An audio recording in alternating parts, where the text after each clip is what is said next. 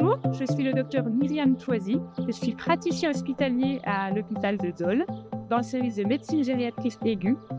Et je vais vous parler de la prévention des risques en cas de forte chaleur chez le sujet âgé. Alors tout d'abord, pourquoi la personne âgée est-elle plus à risque ? Tout simplement parce qu'elle a des capacités réduites d'adaptation à la chaleur, souvent à un contexte de fragilité, par des maladies chroniques, cardiovasculaires, neurologiques, de diabète, des maladies durables, également parce qu'elle est en perte d'autonomie, mais aussi parce qu'elle prend des traitements, comme les médicaments contre le Parkinson, les diurétiques et les anti-inflammatoires.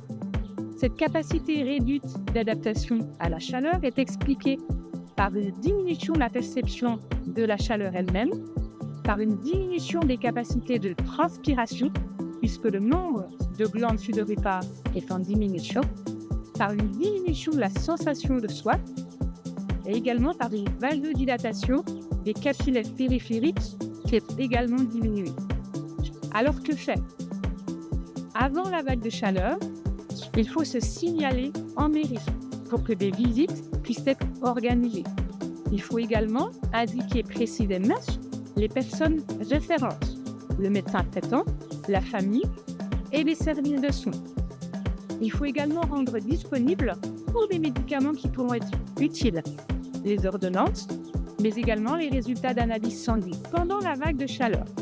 Quelles sont les bonnes mesures à adopter ?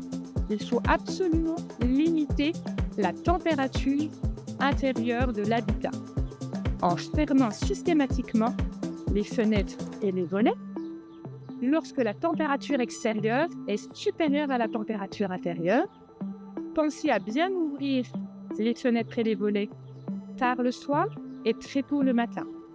Essayez de réaliser des courants d'air lorsque la température extérieure est inférieure à la température intérieure, mais également arrêter l'utilisation de tous les appareils électriques, le four par exemple. Il faut également éviter l'exposition solaire directe.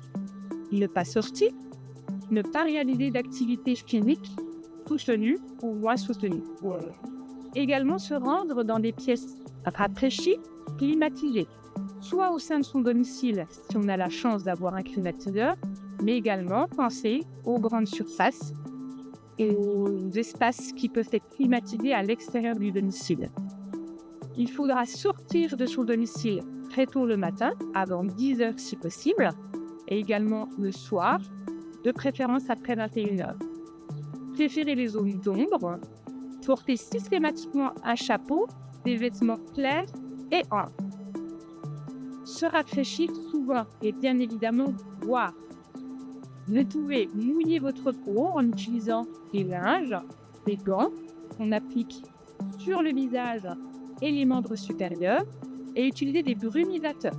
Concernant les boissons, il faudra penser à s'hydrater au maximum.